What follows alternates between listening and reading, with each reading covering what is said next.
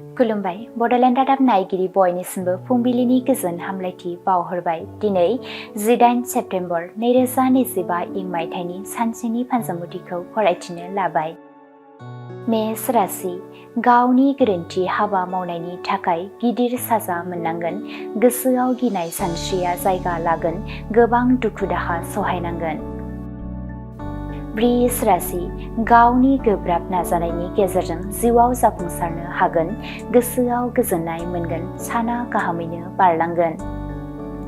मिथुन राशि बेफार फालांगियाव गोबां रां खहा जागोन। गोसोआव गोबां दुखु दाहा सहायनांगोन। जेंना गोनां सान। कर्कट राशि बेराम आजारनिफ्राय रैखा मोनगोन। गोग्गो देहा मोनफिननो हागोन। गोसोआव गोजोननाय मोनगोन। सिंह राशि गिदिर खैफोद नुजाथिनो हागौ। बायजोआव ओंखारोब्ला सांग्राङै सोलिनाया गोनां। हेंथा गोनां सान। कन्या राशि गावनि नखरनि आंगो सुबुंफोरजों लोगो मोनलायगोन। बयजोंबो अनज्लायना गोरोबलायनानै थानो हागोन। गोजोननि सान। तुला राशि आखायाव गोबां रां फैगोन। गावनि आरो नखरनि गोनांथिफोरखौ सुफुंनानै लानो हागोन। गाहाम सान। वृश्चिक राशि इसोरखौ सिबिनाय गैयै जालांगोन। गिदिर खैफोदाव गोग्लैनो हागौ। गाज्रि सान। धनु राशि मावनो लानाय खामानिफोरा फैमाल जागोन। जिउआव लानाय थांखि सिमांफोरा आद्रा थागोन। गोसोआव गोबां दुखु सहायनांगोन। मकर राशि खामानि मावनो थाखाय गिदिर बिबान मोनगोन। गोसो होनानै मावोब्ला जाफुंसारनो हागोन। गाहाम सान। कुम्भ राशि जेखि हाबा मावा मानो हेंथा नुजाथिगोन। मोनसेबो हाबा जाफुंनाय नङा। गाज्रि सान। मीन राशि गावनि आंगो लोगोफोरजोंनो नांज्लायनाय जाफ्लांनो हागौ। सानै हयै बाथ्रा बुंनाया गाहाम। जेंना गोनां सान। दिनैनि राशि फरायथिनाया एसेनोसै। बेजों लोगोसेनो दिनैनि साना बुहुमनि साफ्रोमबो सुबुंफोरनि थाखाय गाहाम जाथों। बेनि थाखाय बड'लेण्ड रादाब नखरनि जानानै इसोरनि खाथियाव आरज गाबनाय थाबाय। गोजोन्थों।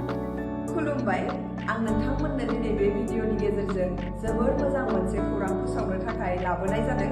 जोंनि बाक्सा जिल्लानि सिङाव थानाय बरमायाव rural institute of health science group of vocational nursing इडुकेशनाव bachelor of vocational in nursing केयारनि एडमिशना सोलिगासिनो दङ आरो बेयाव एडमिशन लानो थाखाय स्टुडेन्टआ जायखिजाया स्ट्रिमनिफ्रायनो 12 पास जानाय जानांगोन आरो बेनि सार्टिफिकेटनि भेल्युआ ग्रेजुवेट लेभेल एबा डिग्री लेभेलनि समान आरो बे डिग्रीखौ scope global skill university Bhopal मध्य प्रदेशनिफ्राय होनाय जागोन।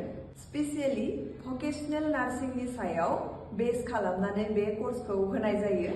कर्स कमप्लिट जाखांनायनि उनाव गभर्नमेन्ट जब, कर्परेट जब आरो प्राइवेट जबजों लोगोसे फार्दार मास्टार डिग्री खालामनो गोसोब्ला खालामनोबो हायो आरो बेयाव कर्स कमप्लिट जाखांनायनि उनाव प्लेसमेन्ट जबनिबो सुबिदा दङ। बिदिब्ला एथ' मोजां सुबिदाखौ जों मानो जोंनि आखाइनिफ्राय बारग'होनो? जाय बिथांमोना बे कर्सखौ खालामनो गोसो होनाय नाम्बाराव थांनानै थाबैनो कन्टेक्ट खालामदो आरो गावनि सिटखौ बुक खालामनानै गावनि फिउचारखौबो ब्राइट खालामदो। Thank you.